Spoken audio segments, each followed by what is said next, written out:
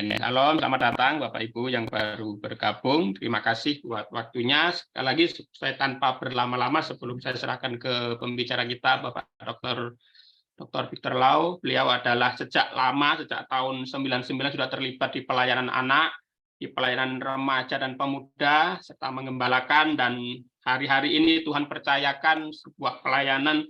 Beliau sebagai guru, kepala, dan juga direktur sekolah nasional dan internasional, dan juga mengajar di STT. Saya kira biarlah Tuhan akan memberkati kita semua. Kepada Pak Peter, kami persilahkan Pak. Silakan. Baik, shalom Bapak Ibu sekalian, salam kenal. Ya, saya bersyukur diberi kesempatan untuk kita boleh bersama-sama untuk sharing. Jadi hari ini mungkin saya lebih banyak berbicara soal sharing pengetahuan dan pengalaman baik di sekolah yang saya terapkan ataupun di keluarga saya pribadi, bagaimana saya mencoba mendidik anak-anak saya. Ya, bicara hari ini mungkin lebih banyak ke arah orang tua, dan kita sebagai hamba Tuhan, sebagai para pengerja anak, menjadi support buat keluarga, buat orang tua. Saya akan mulai Bapak Ibu dengan sharing slide saya. Ya, semoga saya berharap bisa dilihat. Bapak Ibu yang terkasih, kalau kita melihat tema ini, anak sehat, gereja kuat. Nah, saya ingin menambahkan kalimat di tengah-tengahnya adalah keluarga diberkati. Jadi kalau anak itu sehat, maka keluarga akan diberkati dan gereja menjadi kuat. Amin. Nah, firman Tuhan berkata, didiklah orang muda, yaitu orang pada masa mudanya menurut jalan yang patut baginya, maka pada masa tuanya pun dia tidak akan menyimpang dari jalan itu. Bapak Ibu, ini menjadi pegangan kita dalam firman Tuhan hari ini, sehingga kalau kita melihat tema kita, saya ingin mengambil kesimpulan bahwa apabila anak itu sehat, apabila anak itu hidup dengan sehat, maka keluarga akan diberkati. Seorang anak yang sehat akan hidup dengan karakter ilahi.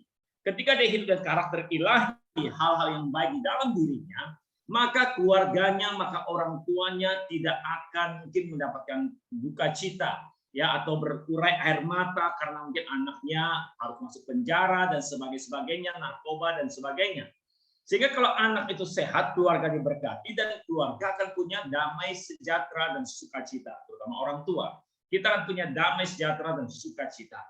Kemudian kita melihat dari sana ada keluarga yang diberkati, keluarga yang baik, dan lahir anak yang sehat, maka tentunya di gereja akan ada orang-orang Kristen yang baik, orang-orang Kristen yang sungguh-sungguh kuat dalam firman, dan orang-orang Kristen yang menjadi pemimpin rohani yang baik dan benar dan mencintai Tuhan. Inilah korelasinya antara anak sehat, keluarga diberkati, dan gereja yang kuat. Pertanyaan kita hari ini adalah, apakah anak yang sehat itu, Bapak Ibu? Nah, saya ingin menyoroti bahwa anak sehat tidak hanya bicara dimensi rohani.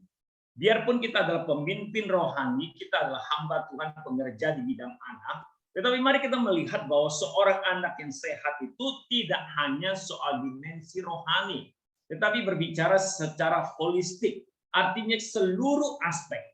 Maka saya ingin menggarisbawahi bahwa hari ini peran orang tua menjadi peran yang sentral. Kita sebagai orang tua, kita yang menjadi orang tua hari ini punya peran yang sangat sentral terhadap anak yang sehat, kesehatan anak itu. Nah, secara holistik itu artinya apa, Bapak Ibu? Artinya anak sehat itu saya ingin menyoroti 5 aspek yang ada pada anak. Yang pertama adalah sehat fisik. Yang kedua adalah sehat jiwanya, psikisnya. Yang ketiga adalah sehat secara sosial. Yang keempat adalah sehat secara intelektualitasnya. Yang kelima adalah sehat secara rohani. Ini yang saya namakan secara holistik. Jadi biarpun kita sebagai orang tua atau pemimpin gereja, kita harus mensupport 5 aspek ini supaya anak sungguh-sungguh menjadi anak yang sehat.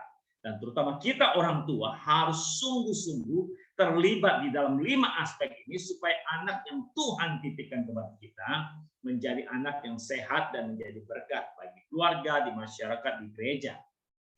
Kita melihat secara satu persatu. Saya berharap waktu saya cukup, Bapak Ibu. Mungkin saya agak cepat karena bahannya cukup banyak. Ya, semoga tidak mengganggu kita dan kita konsentrasi. Yang pertama bicara sehat fisik. Bapak Ibu, sehat fisik itu artinya anak bisa bertumbuh dan kembang secara wajar.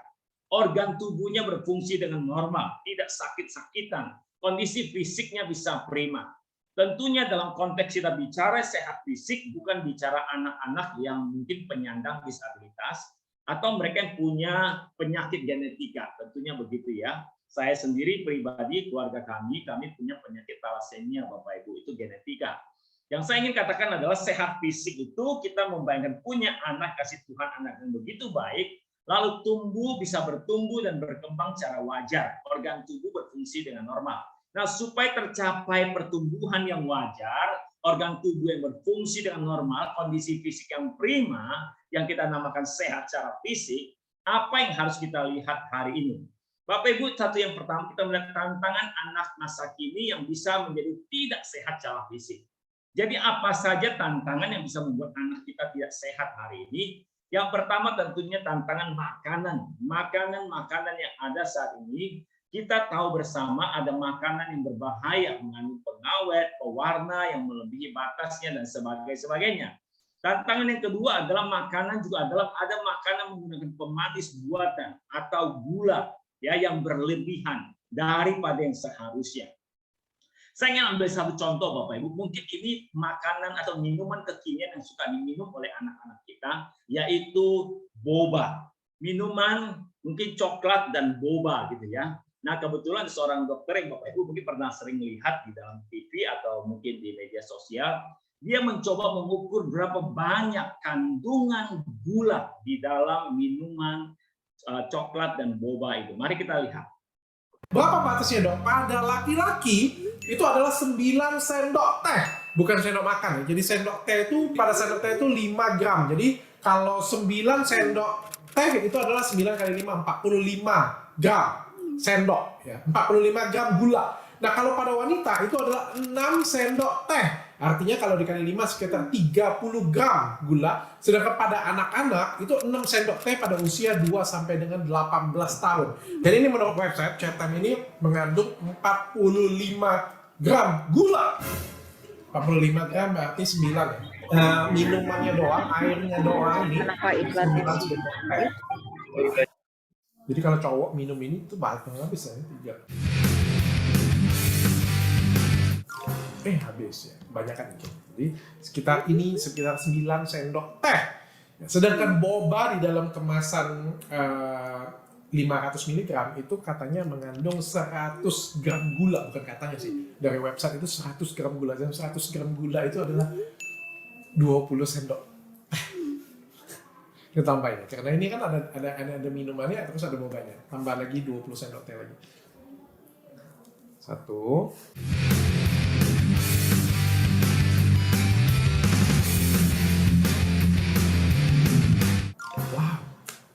Ini adalah gula yang kita konsumsi ketika kita minum coklat hazelnut tea plus boba. Bapak Ibu kira-kira coba bayangkan minuman yang kita minum, ya. Satu coklat minuman segelas plus boba, kira-kira gulanya sebanyak itu yang kita minum. Bapak Ibu, mengapa anak bisa tidak sehat? Adalah tingkat kalori. Ya, tingkat kalori yang tinggi pada makanan, tapi nilai nutrisinya rendah, bisa junk food, ya, daging olahan, minuman bersoda, jus buah kemasan, atau kita pergi makan di luar, memakai minyak goreng yang sudah berkali-kali dipakai, digoreng lagi, dipakai lagi. Lalu berikutnya yang membuat anak bisa tidak sehat secara fisik adalah pola makan. Anak-anak sekarang pola makannya Bapak Ibu banyak yang tidak baik. Misalnya mereka makan langsung porsi yang banyak, yang ngemil tengah malam, makan terlalu banyak, kemudian ketika lagi stres mereka makan dengan banyak, lalu waktu makan yang tidak teratur, diet yang salah, konsumsi sesuatu tidak proporsional, misalnya lebih banyak makan karbohidrat daripada sayur-sayuran dan sebagainya. Ini bicara pola makan. Pola makan yang seperti ini yang saat ini berlangsung pada anak-anak membuat mereka bisa tidak sehat secara fisik. Berikutnya, pola hidup. Jadi kualitas dan kuantitas tidur yang kurang karena mungkin pekerjaan sekolah, karena anak-anak bermain game, anak-anak kurang berolahraga, kurang bergerak, terlalu lama melihat layar, HP, laptop, kurang konsumsi air putih, ya stres dan sebagainya karena pekerjaan sekolah. Bapak Ibu, 5 hal ini yang membuat anak kita bisa tidak sehat secara fisik. Sehingga sebagai orang tua, peran kita apa? Yang pertama bagi saya adalah mari kita semaksimal mungkin berikan makanan alami yang segar dan sehat. Jangan sering berikan makanan olahan, chicken nugget dan sebagainya. Bapak Ibu hindari hal-hal itu. Yang kedua adalah berikan nutrisi yang sehat dan cukup dan seimbang untuk perkembangan fisiknya. Anak-anak kita sedang bertumbuh sampai mungkin usia 18 tahun, 19 tahun. Bapak Ibu kita perlu perhatikan nutrisinya supaya dia bisa sehat dan seimbang.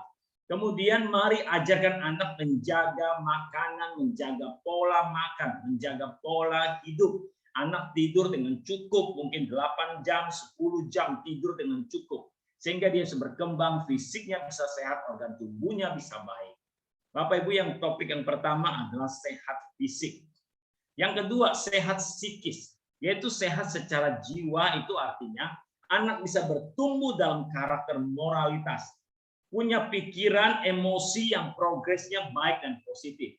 Kita memang mengerti bahwa tidak selalu anak emosinya baik, ya tidak selalu dia tidak berontak, tidak. Tetapi yang kita mau lihat yang menjadi alat ukurnya bahwa dia sehat secara psikis, kejiwaan adalah emosi dia itu bisa berkembang semakin baik, semakin baik, semakin baik, semakin baik. Kalau anak kita awalnya adalah seorang sangat emosian, tetapi ketika anak itu makin bertumbuh, emosinya makin berkurang, dia makin memahami, punya karakter yang semakin baik, itu namanya sehat psikis. Sehat kejiwaan psikis yang kedua adalah anak itu punya daya juang yang baik. Ya, dia punya daya juang yang baik. Bapak Ibu bicara konteks anak-anak masa kini, apa persoalannya anak-anak masa kini yang bisa membuat mereka tidak sehat secara psikis? Yang pertama adalah tentunya kesibukan orang tua. Sehingga orang tua tidak punya waktu dan perhatian untuk mengajar anak tentang etika. Bapak Ibu, mari kita pikirkan hari ini. Dalam satu hari, berapa jam, berapa lama kita ajarkan anak kita tentang etika, tentang karakter, tentang apa yang baik, berapa lama? Kita bangun dari tidur, kita mulai kerja, aktivitas, sampai malam lagi ketemu anak, mungkin satu hari kita sangat jarang ngajar anak kita. Nah, kamu jadi orang harus seperti ini ya. Nah, ini kalau seperti ini harus begini ya. Kita jarang mengajar etika. Itu karena kesibukan kita. Itu bisa membuat anak kita tidak sehat, tidak mengerti etika, tidak mengerti budi pekerti. Kemudian anak bisa tidak sehat secara psikis karena ada ketidakpedulian masyarakat saat ini. Bapak Ibu coba pikirkan yang saya ngomong betul ya. Atau terutama pada masyarakat di kota ini. Kalau dulu, di zaman dulu kita hidup, kemudian kalau kita tidak baik, di tetangga kita kira-kira akan ngomong apa? Tetangga akan langsung negur, nah kamu nggak boleh begitu, atau laporkan bapak kita, anakmu begitu loh, tidak sopan, bla bla bla bla. Tetapi hari ini, apa yang terjadi pada masyarakat? Masyarakat tidak peduli anak kita mau kurang ajar, anak kita mau seperti apa, dan tidak ada yang peduli. Bahkan maaf kata Bapak Ibu, kadang-kadang tetangga mati pun tidak ada yang peduli kan gitu kan ya. Nah, kalau kita melihat kondisi hari ini begitu Bapak Ibu. Jadi ini bisa membuat anak kita tidak sehat karena kita sendiri sibuk, tidak mengajar, kemudian masyarakat juga membiarkan hari ini. Lalu yang ketiga yang bisa membuat anak tidak sehat secara karakter, psikis, secara emosinya adalah karena perkembangan medsos dan teknologi yang bersifat fokus jangka pendek, ya, membuat anak menjadi pribadi yang tidak fokus lama. Bapak Ibu, kalau kita melihat teknologi sekarang, orang di medsos itu, Bapak Ibu, yang menarik itu apa? Adalah sesuatu yang jangka pendek, entah video jangka pendek, ya, maka YouTube bikin short, maka ada TikTok yang sifatnya 1-2 menit saja. Itu sebenarnya sedang mengarahkan atau mengajarkan orang untuk punya fokus yang jangka pendek. Bapak Ibu, ini tentu secara jangka panjang tidak baik. Karena kita tahu untuk belajar sesuatu seperti belajar seminar ini, belajar di sekolah, kita perlu fokus jangka panjang.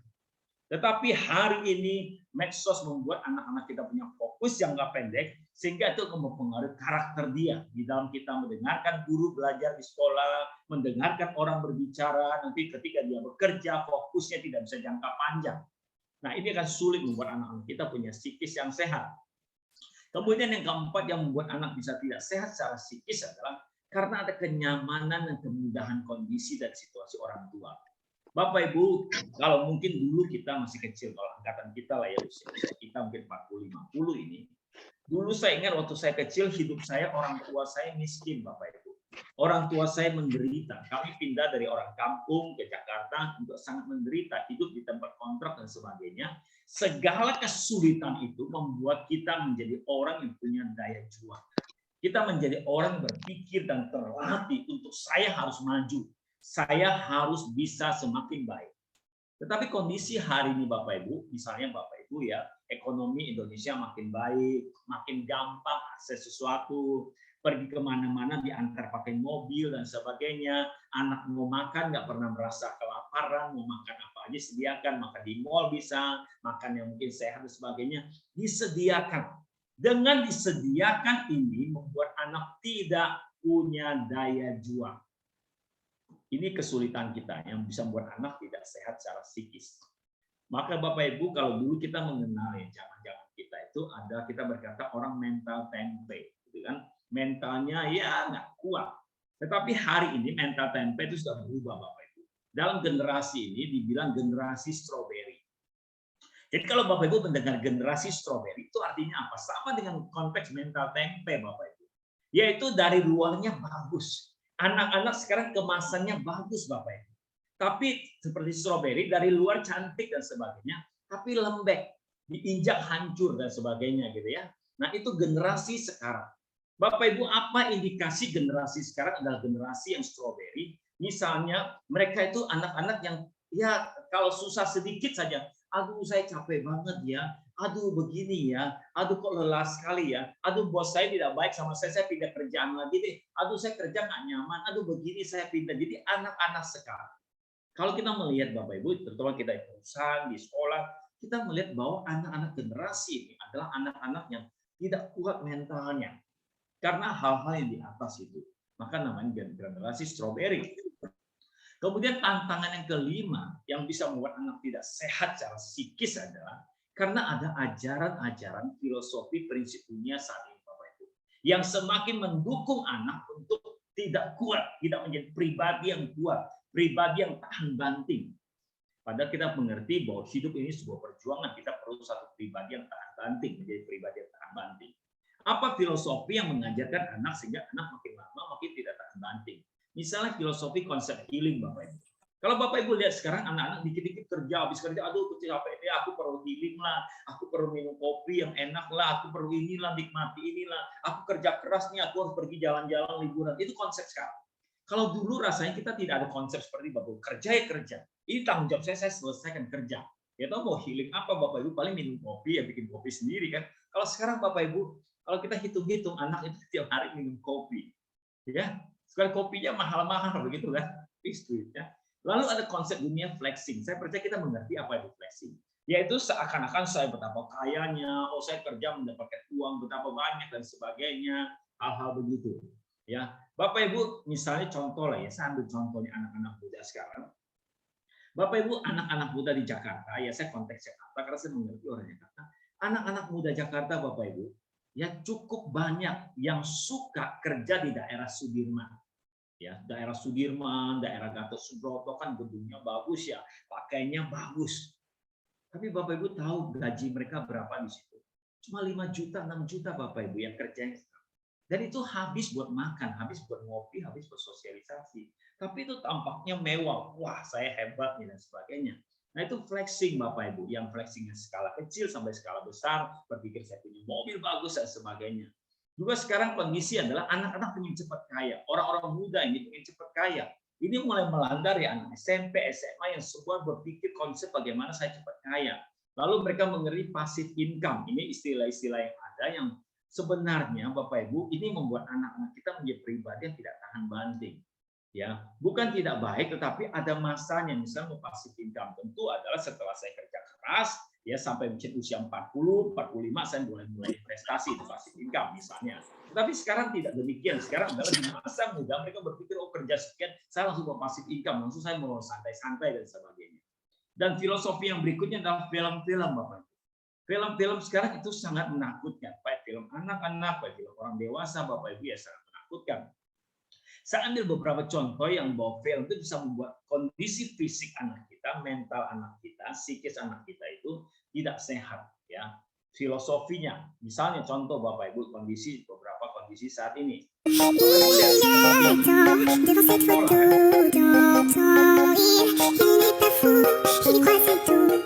Bapak Ibu lihat, itu mungkin bercandaan, tetapi konsep ini sudah masuk ke dalam anak-anak, bukan? Ya, bahwa cowok kasih bunga anak SMP. Nah, cowok kasih bunga dan sebagainya, sementara tangannya memberikan cowok yang lain dan sebagainya. Ini konsep-konsep yang meracuni filosofi, yang meracuni psikis anak-anak kita. Bapak Ibu, film ini tidak jadi tayang di Indonesia, gagal tayang karena apa? Pada film anak-anak toh. Karena di dalamnya ada soal pengajaran LGBT. Mari kita lihat. Halo para tetangga, film Lightyear milik Disney secara resmi ditunda penayangannya di Indonesia. Hal ini disebabkan adanya adegan LGBT yang hadir dalam film tersebut yang diwakilkan oleh Alicia House. Bapak Ibu sudah lihat ya. Berikutnya Bapak Ibu, Baymax dalam tayangan Disney. Apa yang terjadi? Whoa. Hey, Babita. What, no fish? Not today, Yukio. Also, I think it would be fun if me and you went to a place, or perhaps a thing. Ya, dia mengajak dating, mengajak kita ya pacaran, dating lah gitu lah ya. Keluar berdua lah. No. Karena suka gitu kan. Bapak Ibu lihat tayangan-tayangan seperti ini. Kalau saya lanjut ya. Bapak Ibu, film-film seperti ini melanda seluruh dunia. Bahkan daerah-daerah Asia yang rasanya tidak mungkin hal ini terjadi, termasuk Indonesia. Bapak Ibu, kalau kita ke daerah Bali kita sudah tahu lah ya. Nah, semua Bapak Ibu lihat semua. Termasuk kalau kita mengamati film-film China sekarang Bapak Ibu, kalau China misalnya ada TV lah, ada Ciyi, ada apa. Bapak Ibu lihat ya film-film di sana tentang LGBT ya. Saya berpikir ini lama-lama China juga ke bawah tentang LGBT. Ini paling tidak pengaruh ini sudah masuk. Secara negara tidak boleh, tetapi secara pengaruh sudah ada di masyarakat. Lalu kita melihat Bapak Ibu soal flexing ini, Indra yang sudah ditangkap. Yo, Rich Boy Cek. Ayo, hari ini gue dan cewek gue mau ke Frank Eko jajan karena kalungnya cewek gue rusak nih. Jadi gue mau beliin dia yang baru. Nah, setelah dipilih dapat deh harganya sekitar 15 jutaan. Terus gue bosen kan. Sepertinya gue juga pengen. Gue lihat-lihat dan ternyata gue nemu cincin berlian yang cocok di tangan gue. Harganya sekitar 11 jutaan. Jadi total jajan kita hari ini 24.427.000. Lumayan jajan berlian. Maaf sayang. Bayar listriknya pasti mahal. Kata siapa mahal? Murah banget guys, serius beneran. Yuk gue ajak kalian ke lantai paling atas di rumah gue. Kita naik nih. Kita hitung aja berapa jumlah AC yang gue punya ya. Kita hitung sama-sama. Ada 1, 2, 3, 4, 5, 6, 7, 8, 9, 10, 11, 12 AC dan ini nyala terus 24 jam. Dan kalian tahu listrik yang gue bayar itu cuma 10 juta doang per bulan. Murah banget gak sih? Gila. Koleksi jam tangan ratusan juta cek. Oke, kali ini gue mau nunjukin koleksi jam tangan gue. Apa-apa aja yang gue punya. Jadi yang favorit gue nih ya, ini Yachtmaster ya, Rolex dari Just No Limit. Gue beli harganya 260 juta. Kemudian ada Rolex lagi GMT, sekarang harganya di 180 juta. Ini Rolex sama kayak yang dipakai Raja Arab. Nah, habis itu ada Tag Heuer ya, Tag Heuer Pepsi. Ini harganya sekitar 35 juta. So, 3 jam ini adalah jam-jam kesayangan gue. Dan yang lainnya ini ya jam-jam biasa sih, harganya paling 10 jutaan, murah aja. Jadi 3 jam ini harganya termahal guys. Jadi 3 ini kalau digabungin harga totalnya 475 juta. Wah, seharga rumah. Apa yang terjadi kalau kita buka cup di tengah-tengah kayak gini ya? Tengah-tengah lampu merah kita buka cupnya. Open Transform Jerix.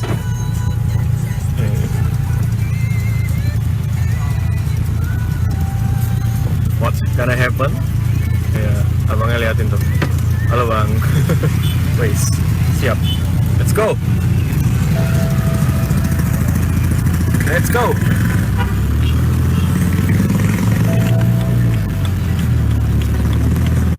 Seberapa sultan diri lu? Nih, ini tebing. Ini duit asli nih. Segepok. Nih, segini sultannya gua. Nih. Aman-aman itu. Ini yang sosokan sultan di TikTok kan? Hah? Raffi Ahmad nangis liat kelakuan lo, sultan. Sini ya. Raffi Ahmad, Indra Kents, Siskako, Owner Kosmetik, Juragan 99, Daniel Topan, semua nangis lihat gua. Berani nggak kayak gini? Ini iPhone baru ya. Kita lindas. Coba kita baru unboxing nih. Kamera jangan dijeda ya, jangan dijeda. Nih, kita taruh. Oke. Kita langsung lindas ya. Nih, jangan dijeda. Real.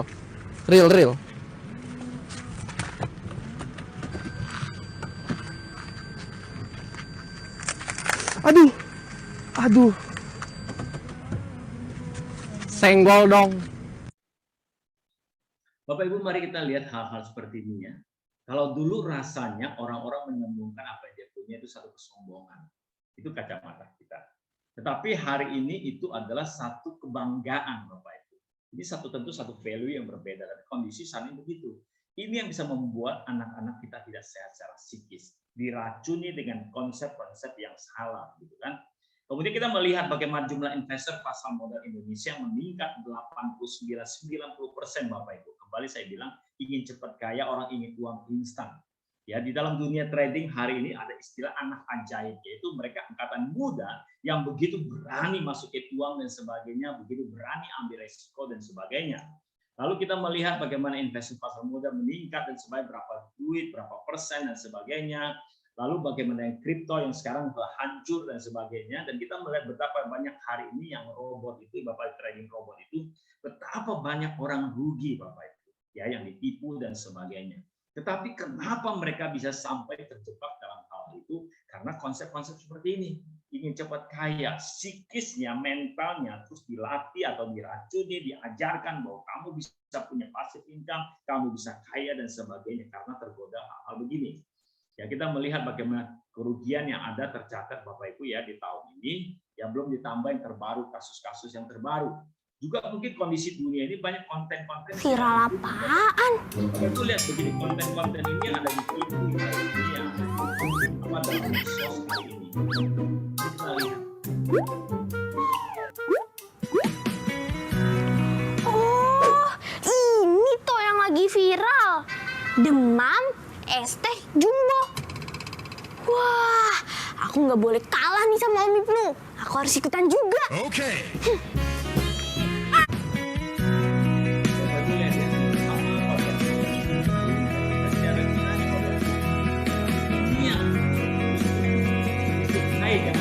Viral hari ini. 24 jam makan warna biru dong, Kita Kak. lihat. Oke, let's go.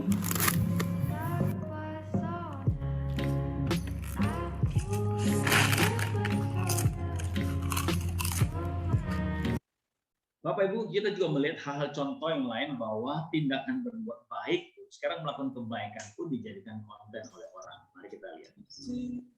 Itu dia. This is it guys. Ini dia finalnya guys. Parkir 1 menit bayar 1 juta. Let's go. 1 menit 1 juta. Ini dia orangnya.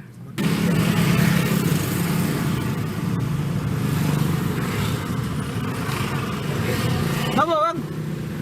Ada apa bang? Serius? Serius bang? Serius bang? Serius? Halal nih bang, ini ikhlas dari hati bang. Serius? Iya bang, nih nggak apa-apa bang. Sama-sama bang. Nggak apa-apa bang, iya bang. Sama-sama bang. Udah berapa lama jadi tukang parkir bang? 12 tahun sini, Bang. 12 tahun bang. Iya. Yaudah, ini yang nggak ngejar rezeki bang ya. Bilang. Bapak Ibu, kita juga melihat bagaimana film-film yang menjadi box office, tapi sebenarnya film-film yang kembali lagi punya banyak penyimpangan-penyimpangan Bapak Ibu.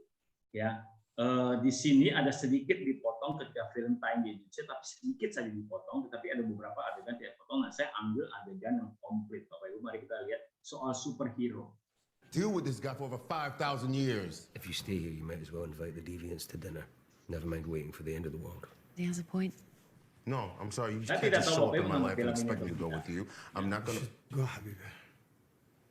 Ya, tapi film Eternal, film You know what my mom would say to you right now, right? لك حاجة تضيع وقتك يا فل، اهتم بشغلك.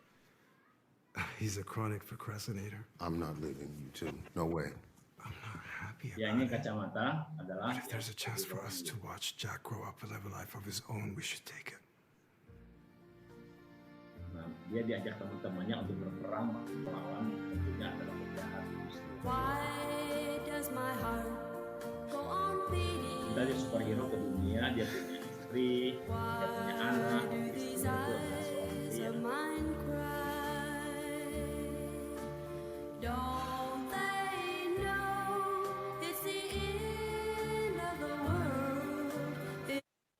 Bapak Ibu, saya tidak tahu berapa banyak Bapak Ibu mengikuti film-film anak-anak hari ini, tapi sebagai orang tua, sebagai pemimpin gereja, sebagai orang pelayanan di anak, saya ingin mengajak kita, yuk kita lebih banyak terlibat melihat apa yang berkembang di dunia ini.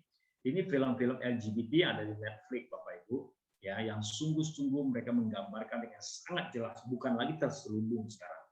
Lalu kita juga melihat bagaimana DC Comics pun mengeluarkan komik baru, itu Superman akan jadi biseksual, Bapak Ibu. Komiknya sudah ada, tinggal tunggu filmnya, maaf ya, tinggal tunggu filmnya bahwa Superman yang kita tonton dari dulu sekarang menjadi Superman yang suka laki-laki dan suka wanita nantinya, yang punya pacar laki-laki, punya pacar wanita. Bapak Ibu, sehingga dengan demikian apa peranan kita orang tua hari? Apa peranan kita orang tua atau pemimpin gereja supaya kita bisa punya anak-anak yang sehat secara psikis? Dengan dunia setiap hari membombardir mereka, mengajarkan mereka hal yang tidak baik. Yang pertama tentu kita bisa bersikap adalah mari kita memiliki relasi dengan anak. Waktu kualitas dan waktu kuantitas secara maksimal untuk menemani anak kita, mengajar mereka tentang konsep, tentang fakta yang benar, misalnya relasi pria dan wanita. Bapak Ibu, kita mesti punya waktu ketika misalnya menemani anak kita nonton. Ya, saya semua film saya temani anak saya nonton, Bapak Ibu. Ya, mau film yang terbaru, mau film yang terbaru ya dari Marvel dan sebagainya, Black Panther yang kedua dan sebagainya, semua kita temenin Bapak Ibu dari awal sampai akhir. Ya, kita temenin anak-anak kita nonton, anak saya nonton Netflix, nonton apa, saya semua saya temenin. Kenapa Bapak Ibu? Karena ini setiap hari meracuni anak-anak kita. Maka kita mesti orang tua, mari kita punya waktu, kualitas dan kuantitas. Ya, janganlah kita jadi orang tua yang saya kalau boleh lihat gambar, jangan terikat dengan kita sendiri media, duduk dengan anak, kita malah sibuk dengan handphone kita. Ya, saya belajar Bapak Ibu, kalau saya mau duduk dengan anak kita, saya taruh handphone saya, ngobrol dengan anak, bangun relasi. Kami punya kebiasaan di keluarga bangun relasi dari kecil dengan anak, dekat dengan anak, sehingga anak saya sekarang sudah SMA, Bapak Ibu, sudah kuliah, dan anak saya dan saya tidak punya satu tembok. Saya sangat gampang mengajar anak saya sampai hari ini. Ya, bukan saya sombong, tapi karena saya menyadari dari kecil sudah bangun relasi. Anak saya trust papanya. Anak saya bisa bercerita, oh Pak, teman saya adalah seorang lesbian, teman saya seorang gay, Bapak. Anak saya bisa bercerita, Pak, aku lagi suka siapa nih, ini anak cowok ya. Anak lagi suka siapa? Aku lihat cewek cantik lupa begini. Sangat terbuka anak saya. Dan disitulah kami bisa saling belajar dan sebagainya. Kemudian mari kita hindari keluarga yang seperti ini Bapak Ibu ya. Kalau duduk bersama dan sebagainya. Kalau boleh Bapak Ibu, mari kita tetap memiliki waktu makan bersama. Ya, saya berpikir kalau pagi hari saya tidak bisa makan dengan anak saya, kami semua buru-buru, harus sekolah, harus dan sebagainya. Siang hari kita di kantor, tapi saya selalu punya waktu malam hari kami makan keluarga. Sama-sama semua makan, ya ngobrol lah, cerita. Ya Bapak Ibu, mari kita lalu hindari kondisi orang tua seperti ini, suami istri juga ya. Sampai mungkin kita lihat anaknya sampai kesel, dia gigit handphonenya, papa mama saya perhatian handphone terus gitu kan. Bapak Ibu, ini kondisi orang tua. Jadi mari jadi orang tua hari ini kita sungguh mengerti punyalah waktu bagi anak. Ya, waktu yang kualitas dan kuantitas yang maksimal. Jangan yang tersisa, yang kita sediakan betul-betul. Kenapa jangan tersisa? Kalau tersisa kita udah capek Bapak Ibu. Tapi kita sungguh-sungguh sediakan. Misalnya sediakan malam ini saya mau ngobrol dengan anak saya mau dekat dengan anak saya dan sebagainya. Bapak Ibu, janganlah sampai media digital itu menjadi pembatas kita atau penghalang bahkan penghancur keluarga kita.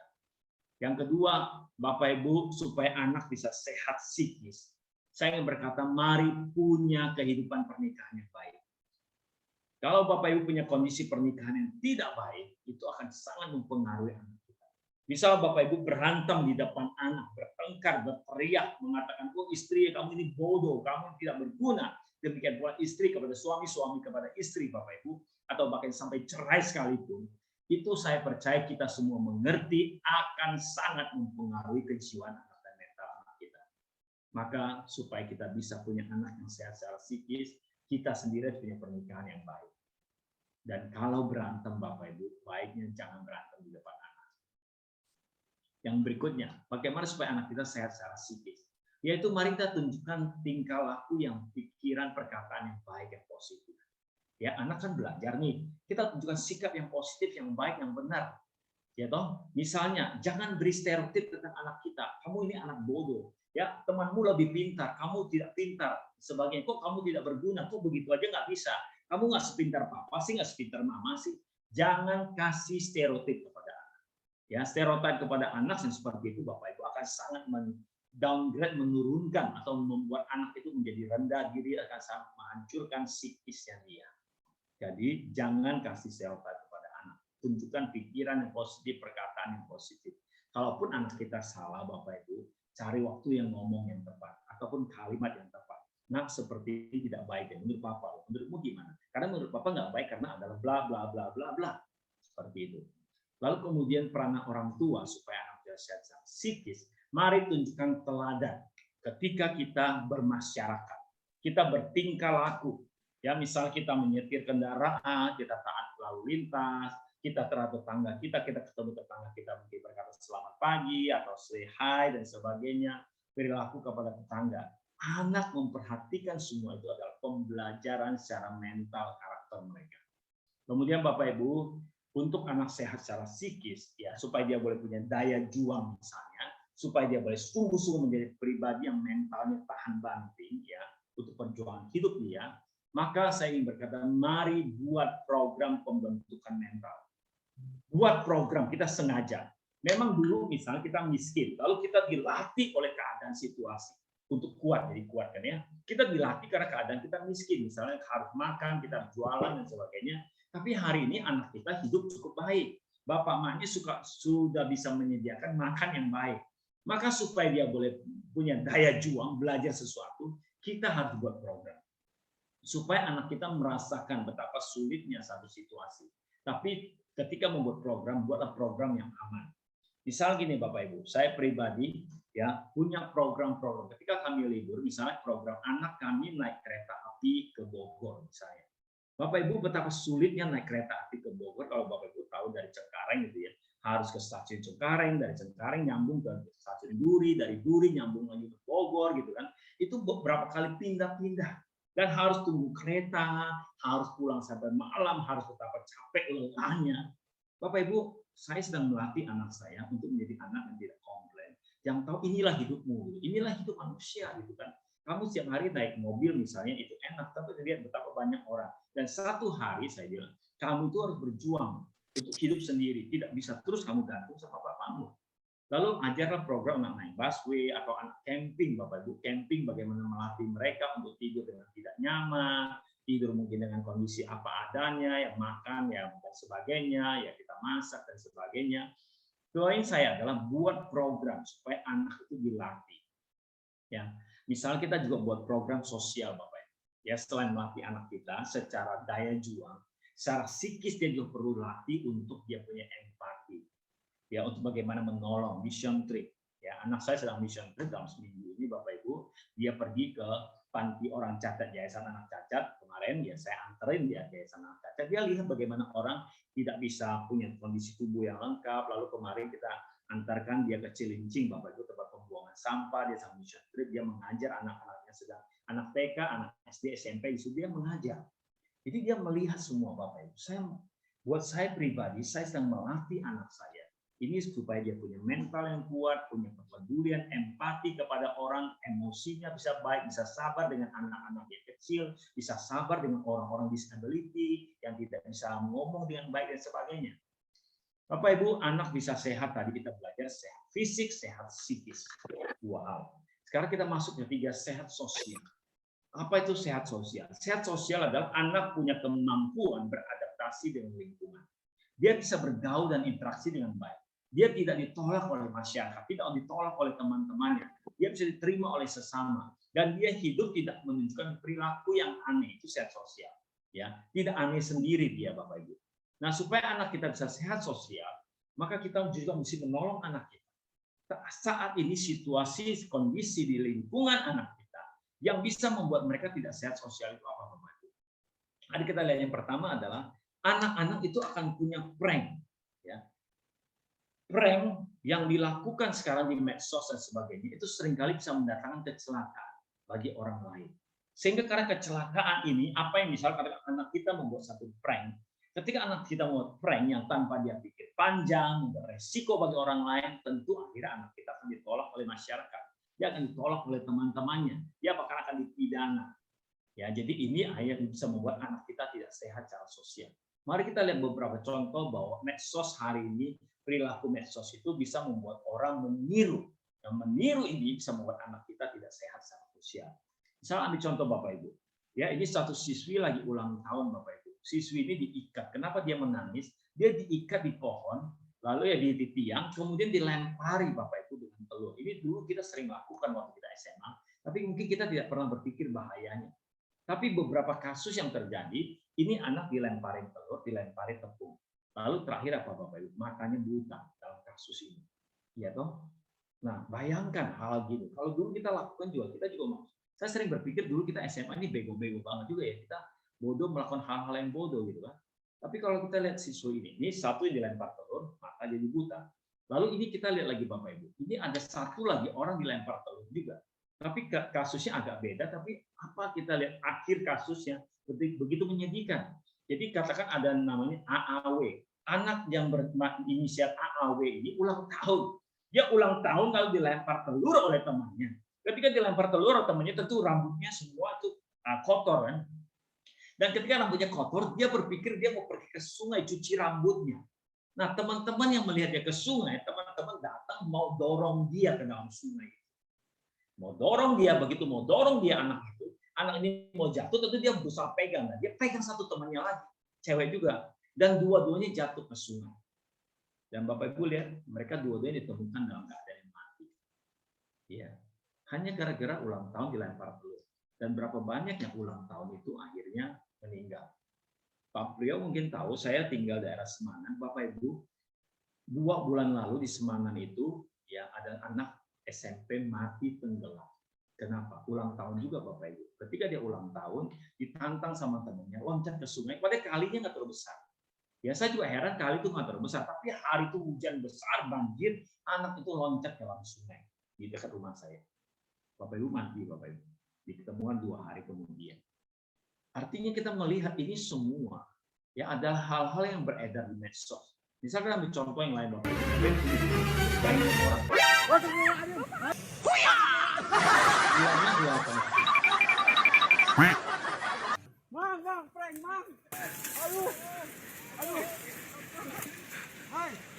Bapak bawa anak, bawa ibu, dan seperti ini. Ini prank-prank yang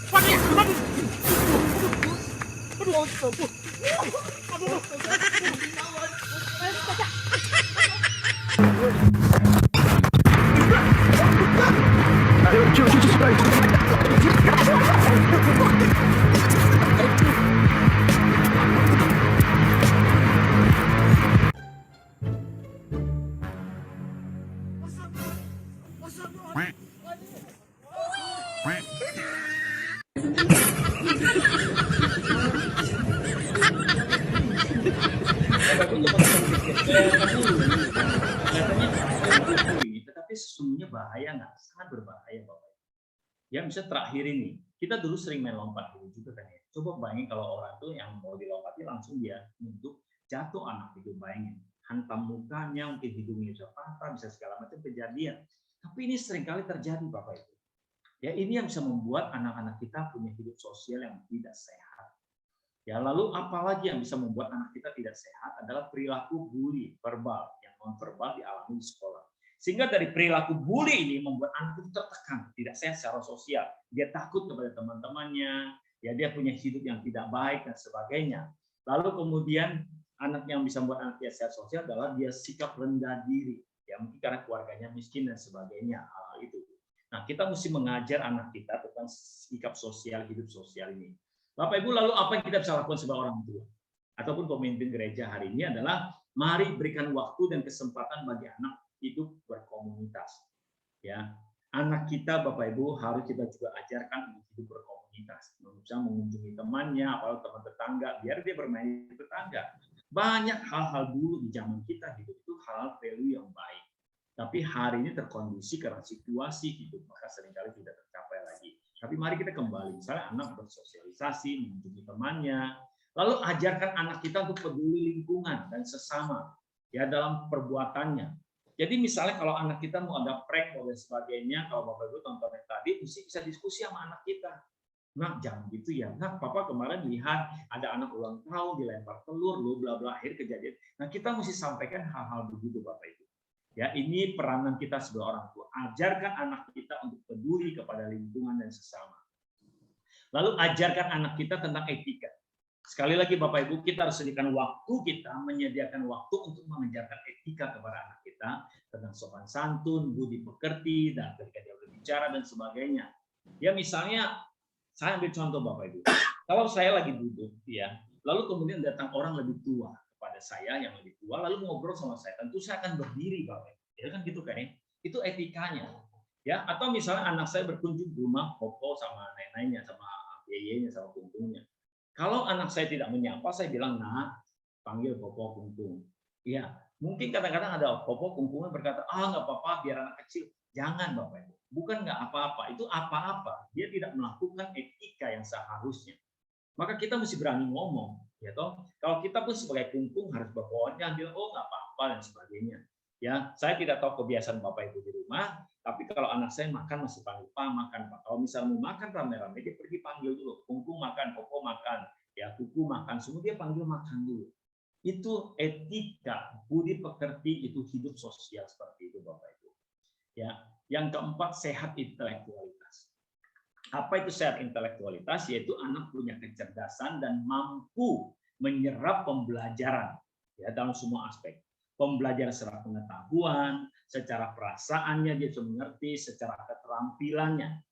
Ya, lalu kemudian sehat intelektualitas itu artinya anak itu bisa sungguh-sungguh memahami pemikiran, punya hal-hal yang baru untuk dipikirkan. Artinya pikiran intelektualitas dia bisa berkembang. Nah, tantangan anak saat ini yang bisa membuat anak tidak sehat secara intelektualitas, secara pikiran, secara pengetahuannya adalah banyaknya informasi hoax, Bapak Ibu. Banyak berita-berita terkini yang sedang terjadi itu dunianya adalah dunia hoax. Kalau dia hoax, ya berarti anak akan salah info. Misalnya anak saya lihat YouTube, ya, dia waktu lihat di YouTube, dia berkata, "Pak, manusia bisa begini, begini, begini." Padahal itu adalah satu hal yang tidak benar. Kalau saya tidak betulkan itu, maka dia akan mengerti bahwa, begini ya. Misalnya katakan ya Bapak Ibu ya, soal hubungan seksual pria wanita ya. Pak, kata anak saya, kata YouTube, saya bilang, kata YouTube, pria suka pria itu wajar karena itu ada hormon di dalam dirinya, ada orang X dan Y bla bla bla, itu wajar. Bapak Ibu, itu sesuatu yang hoax, yang tidak benar tentunya. Kalau saya biarkan, maka anak saya akan salah info dan menganggap itu adalah satu kebenaran. Dan itu yang saya bilang bisa membuat anak kita tidak sehat secara intelektualitas. Kemudian apa yang bisa membuat anak kita tidak sehat secara intelektualitas lagi adalah dunia sekarang, dunia instan, Bapak Ibu. Apa pengaruh dunia instan dengan intelektualitas anak kita? Dunia instan ini membuat anak malas berpikir, malas menganalisa. Ya, ini nyangkut kepada berita, kepada poin ketiga adalah teknologi sekarang, dunia sekarang adalah dunia user friendly, Bapak Ibu. Bapak Ibu beli handphone, Bapak Ibu beli apapun itu sangat mudah untuk kita pakai. Misal Bapak Ibu pakai Zoom yang tadi, ya. Tinggal bikin Pak Priyo, tinggal bikin link Zoom, ya. Kemudian di situ ada tulis ada passwordnya, ada kodenya.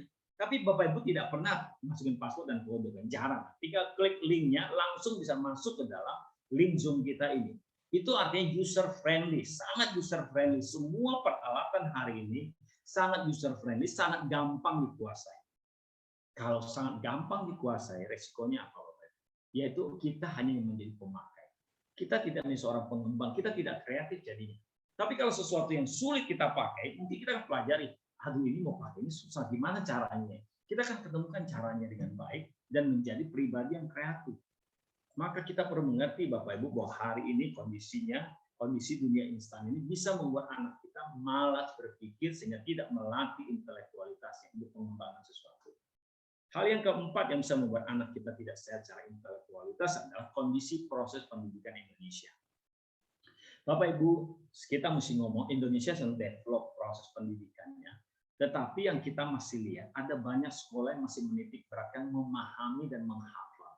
Mungkin sama seperti kita dulu sekolah ya, disuruh menghafal. Selesai ujian semua yang kita pelajari hafalan lupa semua. Udah selesai ujian selesai. Tetapi ini kurang lebih yang masih terjadi pada beberapa sekolah proses pendidikan yang sedang diperbaiki Bapak Ibu. Tapi sekarang kalau kita bicara konteks sekarang adalah itu kita alami. Ya, pembelajaran satu arah, guru yang mendeliver, memberikan pelajaran sebagainya.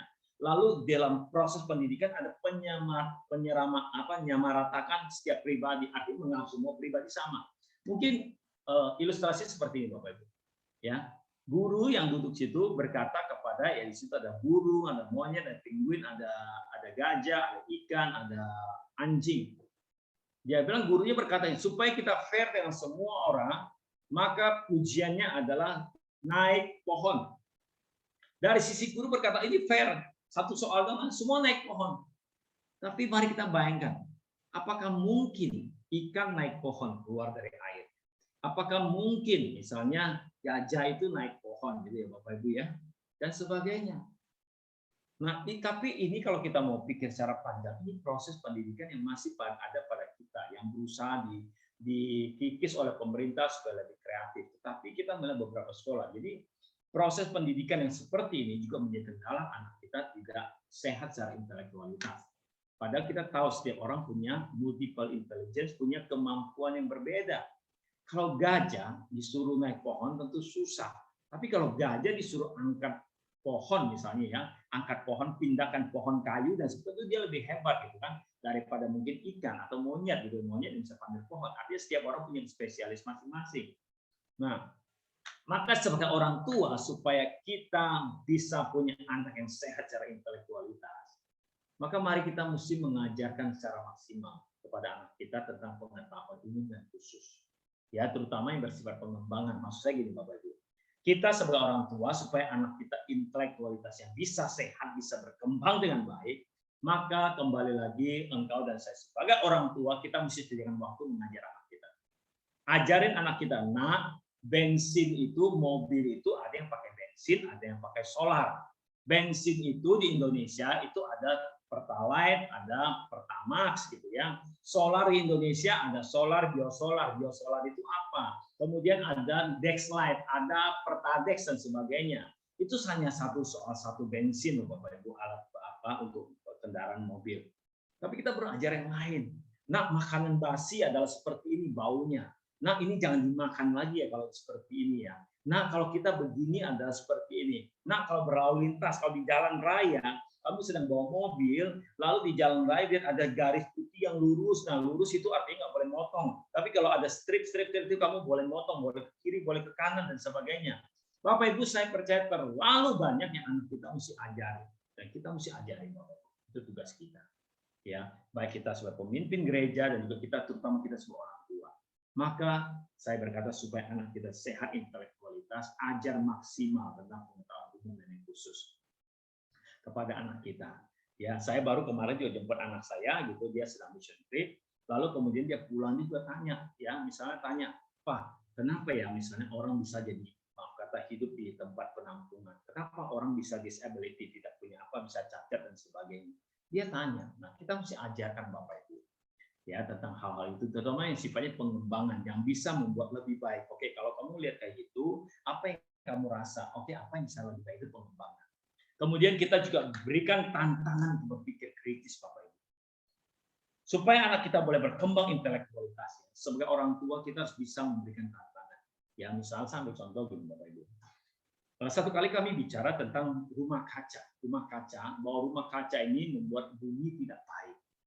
Lalu saya berpikir, nah bagaimana bumi bisa baik, orang bisa hidup dengan sehat? Oh, salah satunya adalah orang itu harus punya oksigen yang cukup. Lalu saya berpikir, nah mungkin nggak, saya bilang, kamu coba pikir, mungkin nggak di masa depan, ya kamu ataupun orang lain yang mencipta pohon itu bisa menghasilkan oksigen. Pohon kan menghasilkan oksigen pada siang hari, misalkan. Pohon menghasilkan oksigen, satu pohon misalnya sekarang menghasilkan oksigen 10, ada nggak orang bisa membuat pohon itu menghasilkan oksigen menjadi 20 supaya bumi lebih sehat, lebih adem, lebih dingin dan sebagainya. Berikan tantangan kepada anak kita berpikir hal-hal baru Bapak Ibu ya supaya intelektualitasnya menjadi sehat. Berikutnya ada mari kita support proses pendidikan di sekolah. Sekalipun sekolah, lembaga yang kita mungkin anak kita sekolah itu punya kekurangan Bapak Ibu. Ya, tapi tetap kita harus support. Kalau kita lihat kondisi sekolah Bapak Ibu, misalnya jangan menghina guru atau mencela guru saat anak bersama kita. Ya Bapak Ibu ya, kita sebagai orang tua, kita pun kalau tahu salah ada guru kita salah mengajar, misalnya ada guru anak kita, Bapak Ibu jangan mencela. Tetap mari kita menghormati guru itu adalah panggilan dia sebagai guru. Kemudian kita support proses pendidikannya. Ya, kalaupun ada yang kurang, kita sampaikan secara pribadi, kita ngomong baik-baik. Nah, saya ingin ambil contoh seperti ini, Bapak Ibu. Contoh ini adalah contoh yang sangat-sangat nyata di dunia sekarang. Waktu tahun 1969 itu, gitu ya. Artinya zaman dulu, kalau anak kita salah dihukum di sekolah, orang tua nyalain siapa? Nyalain anak. Kamu sih tidak betul, kamu sih nakal, kamu sih tidak baik, gitu kan ya. Kamu nggak belajar sih, gitu ya. Tapi zaman sekarang, Bapak Ibu, saya terutama sekolah banyak ketemu orang tua yang datang, ya, yang anaknya sudah tahu jelas salah masih bela. Ambil contoh gini, Bapak Ibu. Ada anak berkata kepada kami gini, nggak apa-apa, saya dihukum hari ini. Bapakku bilang kalau aku dihukum hari ini, besok bapak saya pindahin saya sekolah. Itu tuh. Bapakku mengajarkan, ini kasus yang lain. Bapakku mengajarkan kalau orang pukul saya sekali, saya pukul dia 2 kali, harus saya balas. Dan bapaknya mensupport. Dan pernah satu kali, Bapak Ibu, di sekolah kami menghukum anak, mendisiplin anak. Kemudian anak dikasih disiplin, lalu ada surat peringatan, surat disiplinnya, gitu ya. Pernah kejadian orang itu datang bawa surat itu berkata gini, apa salah anak saya? Ya, tentu kita punya bukti, kita tunjukkan A, B, C, D. Tapi tentu orang tua tidak mengerti dan dia berkata, batalkan, sudah pegang surat. Batalkan surat ini hari ini, kan surat tentang hukum disiplin anak. Ya, kita bilang nggak bisa. Sudah tetap begitu. Bapak Ibu tahu orang tua itu, dia ambil surat itu, dia robek, dia lempar langsung dia lempar ke muka kepala sekolah. Bapak Ibu, itu kondisi dunia sekarang yang banyak terjadi di dunia sekolah. Ya, saya sekali berkata, dunia sekolah, dunia pendidikan memang tidak sempurna. Banyak guru tidak sempurna. Tapi mari kita melihat bahwa mereka yang mendidik anak kita, dan kalaupun punya kekurangan, mari sampaikan baik-baik dan dengan cara yang baik, cara yang tepat. Ya, kalau anak kita salah, tetap kita harus bilang salah. Ya, jadi itu support kita untuk anak kita sehat intelektualitas. Bapak Ibu, yang terakhir adalah sehat secara rohani. Sehat secara rohani. Ya, sehat secara rohani itu artinya ukurannya anak itu punya kehidupan rohani yang bertumbuh. Ya, bertumbuh kerohaniannya, makin bertumbuh. Kalau dari segi misalnya firman Tuhan, dia makin lama, makin tahu, makin banyak, itu bertumbuh. Dari dulu dia jarang berdoa, sekarang dia makin sering berdoa, itu bertumbuh, sehat rohani. Lalu sehat rohani yang kedua adalah punya pemahaman tentang Allah yang seimbang. Ya, Bapak Ibu, hari terlalu banyak pengajaran tentang kekristenan, tentang Allah yang tidak seimbang, yang sembarangan orang mengajar tentang firman Tuhan, tentang Allah. Nah, anak kita dikasih sehat rohani bila dia mengerti Allah itu, Yesus itu semakin baik, semakin baik, semakin baik. Tidak ekstrim, dia tidak salah punya pemahaman. Lalu kemudian anak kita punya kerinduan dan komitmen untuk ibadah dan pelayanan. Itu ukuran kita supaya sehat rohani. Anak kita punya nggak kerinduan untuk berangkat ibadah? Anak kita punya kerinduan untuk pelayanan kepada Tuhan.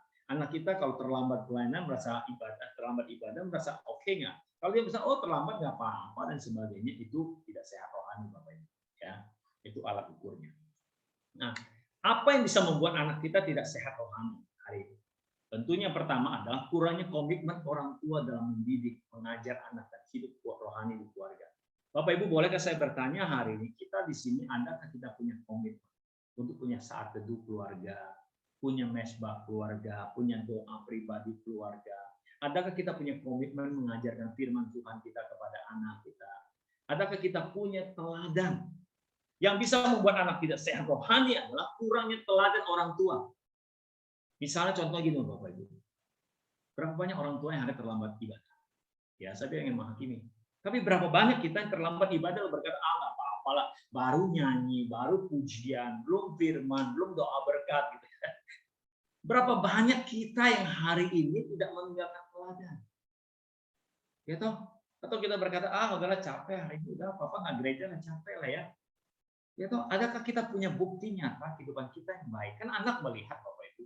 Nah, itu seringkali menjadi tantangan, menjadi satu hal yang membuat anak kita tidak sehat rohani. Orang tuanya yang tidak sehat rohani.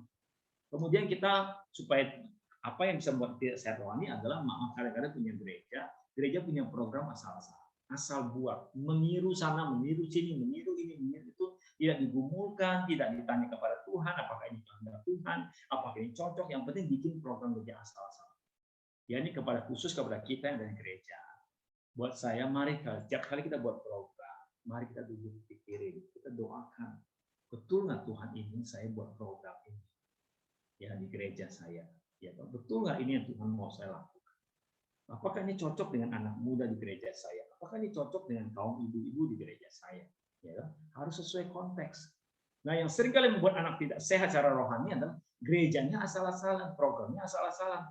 Maka anak yang datang gereja, aduh apaan sih ini ya, nggak cocok buat saya, aduh malas lah, udahlah, nggak datang gereja. Ya tahu, aduh asal datang, oh ini nggak persiapan nih. Bapak Ibu, anak saya itu cukup kritis ya. Saya pikir bukan karena anak hamba Tuhan, tapi anak saya yang paling cowok, yang cowok SMA ini adalah anak yang kritis.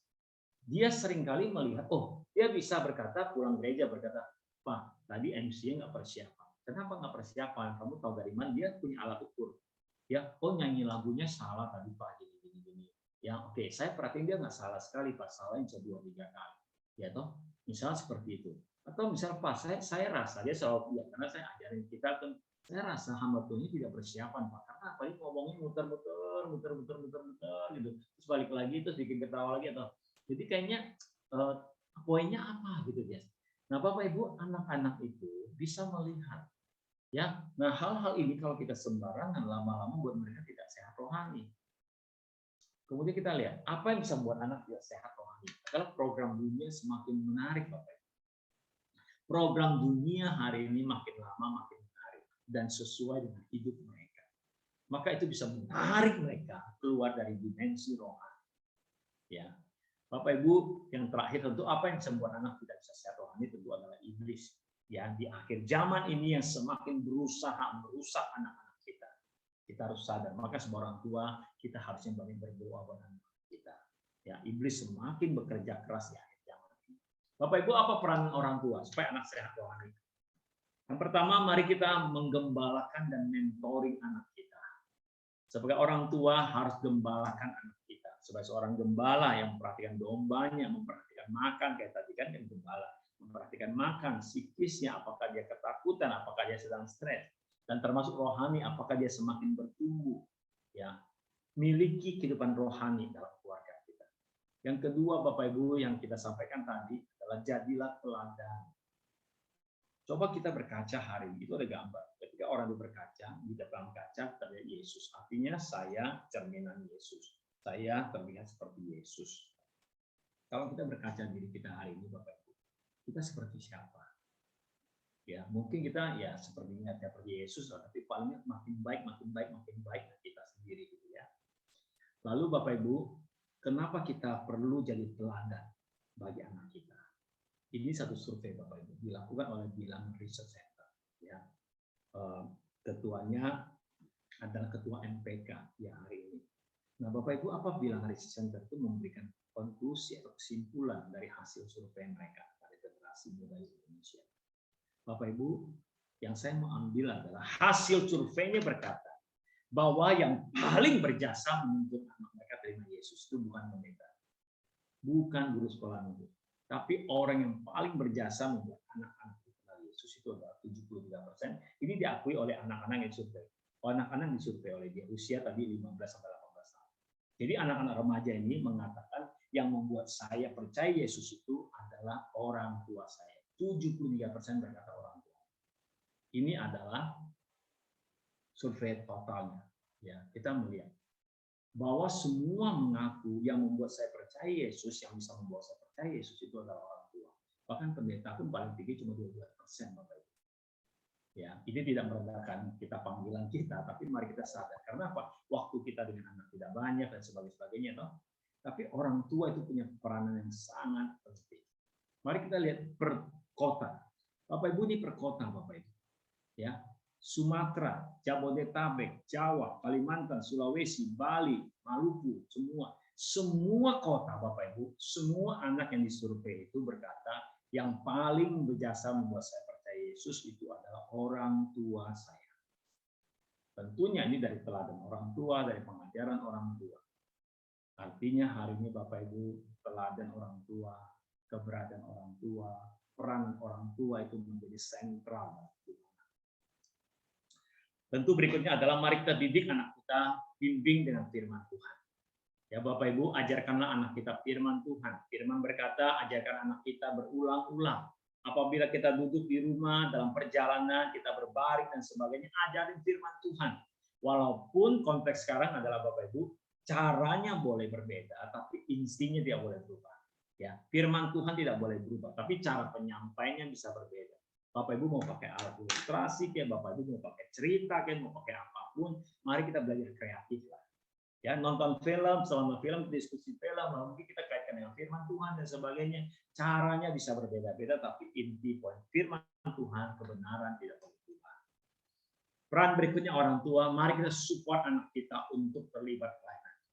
Berapa banyak di antara kita yang hari ini support mengantar anak kita mau paduan suara, anak kita mau pelayanan, misi dan sebagainya. Saya pun belajar Bapak Ibu. Ya, anak saya misi seminggu ini setiap hari saya antar dulu. Pagi-pagi jam 6 saya antar dulu sudah ke kantor. Antar papa mau kantor ya papa drop kamu dulu di rumah teman. Jadi antar jemput Bapak Ibu. Kita tahu dia mau pelayanan, kita tahu dia mau sungguh-sungguh belajar sesuatu. Yuk kita belajar support. Ya Bapak Ibu ya, saya bukan berkata saya orang tua yang baik, tidak Bapak Ibu. Saya itu sedang belajar jadi orang tua. Ya, tapi saya berpikir apa yang seharusnya saya kerjakan, saya coba lakukan. Sekali lagi, anak bisa sehat, Bapak Ibu, saya tutup berkata, anak sehat maka keluarga akan diberkati. Kalau engkau ingin keluargamu diberkati, kalau kita ingin keluarga kita diberkati, maka anak itu harus sehat. Dan anak itu sehat adalah peranan orang tuanya yang betapa banyak porsinya supaya anak itu sehat. Dengan anak sehat, keluarga diberkati, maka gereja akan punya pemimpin yang kuat, pemimpin yang baik, pemimpin yang karakter ilahi. Bapak Ibu, anak-anak sehat hari ini kiranya menjadi satu kerinduan kita bersama hari ini.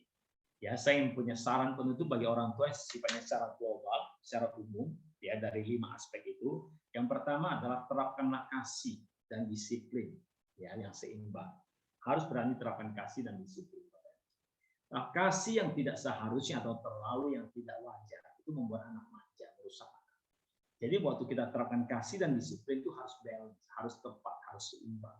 Disiplin yang keterlaluan, yang terlalu yang tidak tepat itu akan melukai hati anak kita, melukai fisik anak kita. Maka ini mesti seimbang. Yang kedua, orang tua. Sekali lagi, sediakan waktu atau khususkan waktu, atau orang sekarang berkata investasi waktu Anda untuk anak kita. Ya, kita bisa investasi mungkin untuk sesuatu dan sebagainya, beli rumah, properti, investasi properti dan sebagainya.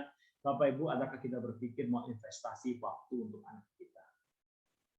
Kemudian berikutnya, mari sesuaikan kebutuhan dan jenjang usia anak kita. Kalau kita ingin mengajar anak, pikirin anak kita ini. Ya, konteksnya apa? Kalau anak misalnya sedang sakit, jangan ajar anak Bapak Ibu. Kalau sedang sakit, ya dia butuh makan. Perhatikan makan. Sudahlah tidak udah banyak ngomel, banyak ngajar hal lain, kasih dia makan. Jadi mengajar anak sesuaikan waktu dan situasi. Ya, ajarlah dalam soal psikis, intelektualitas. Kemudian yang keempat, saya nggak tahu nih orang tua bisa nggak ya. Maaf ya Bapak Ibu, saya mencoba terapkan di keluarga saya begini. Kalau kita bisa suami istri, kita atur pembagian peran kita. Ya, peran yang pertama adalah misalnya soal siapa yang kerja full time, siapa yang kerja part time. Bapak Ibu, dulu saya sama istri dua-duanya full time. Ya, dua-duanya full time. Lalu kami mulai berpikir gini, apakah ini tepat? Saya nggak tahu ya Bapak Ibu ya, konteks kita beda-beda, tapi saya boleh sharing ya. Saya sama istri berpikir, kalau kita dua-duanya full time, kerja dari jam 7, saya jam 7 sampai jam 4, istri jam 8 sampai jam 5. Ya, dua-duanya kerja. Nah, ketika kami hidup, tentu kita punya orang tua. Saya punya orang tua, papa mama saya yang butuh. Ya, udah tua kan ya, kalau butuh ke dokter, ya kadang sakit. Ada papa mama saya, ada papa mama istri saya, mertua saya. Kan ya, ada anak-anak saya dan sebagainya. Jadi kalau kami dua-dua full time, dan ketika ini misalnya keperluan sakit dan sebagainya orang tua, susah Bapak Ibu, meminta izin dari kantor berapa kali, ya toh, susah. Akhirnya saya sama istri berdiskusi, oke, kalau gitu siapa yang full time? Akhirnya saya tetap full time, ya saya yang full time, kamu part time deh. Maka kami mulai berdoa Bapak Ibu. Istri saya betul-betul keluar dari pekerjaan, kita cari part time. Istri saya bersyukur, puji Tuhan, ya dia bisa kerja part-time hari ini, Bapak Ibu, ya sebagai penerjemah dari segala seminar, semuanya ada part-time kerjanya. Sehingga dengan part-time kerja, Bapak Ibu lebih fleksibel dan bisa membantu mengantar orang tuanya, merawat orang tua saya dan sebagainya. Kalau sakit dan sebagainya, kami bagi peran. Ya, saya tahu Bapak Ibu kita hidup perlu cari uang. Tetapi saya selalu punya keyakinan bahwa Tuhan memelihara, Tuhan mencukupkan. Nah, saya sama istri, ini pengalaman kami harus bagi waktu. Ya, supaya bukan cuma kami berdua baik, tapi anak harus baik. Misalnya anak ambil rapor, harus ada mamanya. Anak ada masalah di sekolah, harus ada mamanya. Misalkan gitu kan, kita diskusi, harus ada keberadaan orang itu. Lalu kemudian juga bicara kalau orang tua sakit, harus ada yang mengantar, menjaga, dan sebagainya. Saya bisa jaga malam, tapi siang hari itu siapa? Dan kantor kan nggak mungkin terus minta izin. Lalu mungkin atur pembagian peran juga dalam soal mengajar anak. Ada topik-topik tertentu yang kita mesti ajar anak. Misalnya saya punya 3 anak. 2 anak cowok, 1 anak cewek. Nah, ketika mengajar tentang seksual perkembangan, sex education, tentu yang pria yang saya ajar anak saya pria, saya ajarin, sex education seperti bla bla bla bla, ya toh. Lalu misalnya mama mengajar yang anak wanita, ya misalnya mulai dari hal kecil sex education, bagaimana kalau kamu pipis harus bersih, cewek itu masalahnya beda dengan cowok, bla bla bla bla. Lalu misalnya saya juga bagi peran dengan istri saya, Bapak Ibu. Saya khusus mengajar kepada anak saya misalnya soal karakter dan sebagainya ya. Nah, karena mamanya, istri saya khusus mengajar anak saya misalnya soal pelajaran-pelajaran misalnya eksakta dan sebagainya. Kami bagi peran Bapak Ibu. Supaya kenapa bagi peran? Pertama, kita tahu pekerjaan kita bisa beres, ya tidak campur aduk. Kedua, anak itu pun tahu. Kalau anak itu mau ngobrol tentang sosial, tentang hidup yang bagaimana, dia seringkali ngobrol dengan saya. Tapi kalau anak punya kesulitan matematika, pelajaran ini cari mamanya. Sehingga dia pun tidak bingung harus cari siapa. Buat kami begitu, Bapak. Ya, jadi kalau boleh Bapak Ibu, di keluarga diskusikan suami istri bagi peran. Maka saya berkata tadi, suami istri mesti punya hubungan relasi yang baik, pernikahan yang baik. Yang kelima adalah jangan ambil semua pekerjaan Bapak Ibu. Ya, artinya apa? Mari kita ketika punya pekerjaan, katakan kita bekerja, atau misalnya kita seorang pengusaha ya. Kita melihat kesempatan A, B, C, D. Kita ambil semua. Kita semua berpikir ini anugerah Tuhan, ini anugerah Tuhan, ini anugerah Tuhan. Ini Tuhan mau. Bapak Ibu, saya ingin berkata tidak semua kesempatan mencari uang itu adalah anugerah. Namun bisa juga jebakan nafsunya kita, nafsu diri kita. Ya, atau orang sering berkata, oh ini kan untuk alasan buat keluarga kaya dan sebagainya. Punya alasan, ini kan saya cari uang untuk keluarga. Bapak Ibu, kalau boleh saya berkata, yuk, ketika ada sebuah pekerjaan, ya mari kita sungguh-sungguh doa. Apakah itu Tuhan mau saya ambil proyek itu karena kita pengusaha? Apakah Tuhan mau saya kerja di situ? Ya, tidak semua kesempatan adalah anugerah. Yang keenam, ya mari kita tekun belajar. Bapak Ibu, ini saya ingin berkata yang terakhir. Jadi orang tua kita harus terus belajar upgrade diri kita. Dunia ini berubah, betapa cepatnya berubah. Kita harus upgrade diri kita. Orang tua upgrade diri. Upgrade-nya apa? Teknologi, budaya. Ingat apa yang terjadi pada anak, kita ikuti perkembangannya. Kalau boleh kayak tadi, apa yang ditonton oleh anak, kita ikut Bapak Ibu. Kita ikut, kita tahu apa dunia berkembang. Apa ceritanya mereka. Kalau saya ikut nonton dengan anak saya bercerita. Bisa dunia Marvel lah ya, dunia film Marvel. Mulai dari Iron Man, mulai dari Captain Marvel sampai sekarang kita ikutin semua serinya sehingga ketika anak cerita kita bisa cerita Bapak Ibu. Itu menjadi membangun satu bonding dengan anak, gitu. Dan kita tahu oke, dalam film ini ada begini, ini benar dan nggak benar. Sehingga kalau kita udah tahu, anak kita tuh mau dengar. Tapi kalau kita nggak tahu asal ngomong, anak kita berpikir bapak sok tahu nih, nggak tahu juga, gitu. Susah mengajar mereka. Maka kita perlu tekun belajar mengikuti perkembangan dunia. Bapak Ibu, terutama orang tua, agar anak bisa sehat 5 aspek tadi, saya ingin berkata orang tua adalah pihak yang paling penting dan berpengaruh. Gereja ada itu baik. Gereja buat program itu baik, tapi gereja bisa mensupport. Ya. Orang tua adalah pendidik pertama dan utama bagi anak. Orang tua adalah pihak yang paling penting dan berpengaruh bagi ketika mendidik anak menjadi anak yang sehat. Maka kalau kita sebagai orang tua tempat ini, mari kita sungguh-sungguh mengerjakan bagian kita. Kalau kita adalah pemimpin gereja, mungkin kita mengerjakan bagian kita dengan membuat program yang sesuai dengan konteks saat ini, dengan hal-hal yang baik supaya anak itu jadi sehat, mendukung keluarga. Bapak Ibu, ini perkataan istri saya sendiri. Dia berkata, don't let anything in this world raise your children. Jangan biarkan apapun di dunia ini membesarkan anakmu. Ya, tapi biar hanya Tuhan dan dirimu yang membesarkan anakmu. Jadi, maaf kata, kalau saya sebagai pribadi, sebagai orang tua, saya tidak serahkan anak saya kepada sekolah untuk sungguh-sungguh menjadi tanggung jawab sekolah. Enggak. Saya tidak berkata gereja harus bertanggung jawab untuk mendidik anak saya. Enggak. Saya tidak berkata pembantu saya harus bertanggung jawab untuk memberi makan anak saya. Tidak. Ya, hari ini kami berdua, anak saya makan apa tadi pagi saya tahu. Nanti siang mau makan apa, malam mau makan apa, kemarin makan apa. Itu semua kami yang atur. Ya, pembantu di rumah hanya membantu. Anak kami punya karakter seperti apa, Bapak Ibu, anak saya pertama, kedua, ketiga, kami belajar, coba pelajari. Oh, anak pertama harus dihadapi dengan cara ini. Oh, anak kedua saya karakternya begini. Kalau saya mau ngomong dengan dia, caranya begini. Oh, anak ketiga saya seperti ini, Bapak Ibu, secara karakter. Ya, juga di sekolah. Apa yang terjadi di sekolah, Bapak Ibu? Artinya bagi kami belajar. Kami yang bertanggung jawab. Ya, saya sering berkata, kalau anak saya satu hari salah, anak saya tidak baik, anak saya kurang ajar, bapaknya yang salah karena tidak mengajar yang baik, bukan salah siapa. Bapak Ibu, saya berkata, yuk, ini adalah biji mata Tuhan. Anak-anak dititipkan kepada kita. Yang menciptakan anak itu percaya kita untuk mendidik anak itu, mengajar anak itu. Mari kita lakukan tanggung jawab kita. Gereja, sekolah, yang penting sekolah minggu itu membantu dan kita harus bersyukur mereka membantu. Tapi jangan lempar tanggung jawab itu kepada mereka. Kita bertanggung jawab. Ya, firman Tuhan 29 ayat 29 berkata, didiklah anakmu, maka dia akan memberikan ketentraman kepadamu dan sukacita kepadamu. Dengan kata lain, kalau kita tidak mendidik, kita tidak mengatur, tidak mengajar anak kita, maka anak tidak akan memberikan ketentraman dan sukacita. Sekarang Bapak Ibu, pilihan di tangan kita. Pemimpin gereja, teman-teman, pilihan di tangan kita. Dan saya berpikir kita mau ambil peran kita. Kita dipanggil bukan hanya jadi good parents, orang tua yang baik. Tapi kita juga menjadi godly parents. Kita bukan hanya dipanggil menjadi good leader.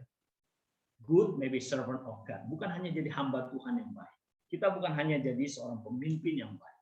Tapi kita dipanggil untuk menjadi pemimpin yang berkarakter ilahi. Pemimpin yang sungguh-sungguh menjadi orang mencerminkan Tuhan. Orang tua yang punya karakter ilahi. Bapak Ibu, ini adalah pemikiran saya, filosofi saya. Kalau kita punya mata kepada anak, mari kita lihat anak kita dengan tatapan penerima anak kita. Kalau kita punya telinga, selalu siapkan telinga mendengar anak dengan antusias. Kalau kita sedang kerja, sedang dengan HP, penting, lalu anak kita datang ngomongin kita kalau boleh taruh HP kita, atau berkata, nak, tunggu 5 menit ya, Papa selesaikan ini, baru Papa dengarkan. Telinga selalu siap mendengar. Pikiran selalu berpikir yang terbaik, hati yang penuh cinta kasih, bibir yang selalu tersenyum, perkataan yang baik, tangan yang selalu membimbing anak kita, dan kaki yang berkata, nak, mari Papa berjalan bersama kamu mencapai tujuan Tuhan di dalam hidupmu. Papa pasti membantu kamu, Mama pasti menyertaimu, menolongmu mencapai tujuan Tuhan. Bapak Ibu, kiranya doanya Daud menjadi doa kita bersama, bahwa Tuhan, ketika Engkau memberkati keluargaku, biarlah tetap keluargaku ini aman dan diberkati Tuhan selama-lamanya. Bapak Ibu, saya berhenti sampai di sini. Selamat berjuang bagi kita, gereja, keluarga, dan saya kembalikan kepada kita bila tanya jawab, saya waktunya pas. Terima kasih waktunya. Kita akan bertanya jawab, kita akan sharing Bapak Ibu. Saya juga masih belajar, tapi izinkan saya untuk membagi pengalaman melihat di keluarga dan di anak-anak di beberapa sekolah yang saya bina. Tuhan berkati. Terima kasih. Ya, terima kasih Pak Peter. Dan memang segmen kita yang mendengarkan ini ada 3 kelompok, gembala, pemimpin jemaat, keluarga, orang tua, dan pelayan anak. Makanya materinya itu seperti ada tiga ruang masing-masing dikerucutkan, dan memang kurang lebih selama sebulan kami terus bicara dengan Pak Peter bagaimana supaya ini mendarat bagi kita semua dan tidak terlalu sulit untuk diterima ya. Bapak Ibu, kita ada ruang pertanyaan, ada di Zoom sudah di chatting sudah ada, tapi bolehkah kita berfoto dulu? Silakan dibuka, di open kameranya, videonya. Mari kita berfoto sejenak. Di layar saya ada layar, jadi mohon bersabar. Terima kasih sekali lagi, saya mengapresiasi Bapak Ibu yang bisa mengikuti sampai selesai ini.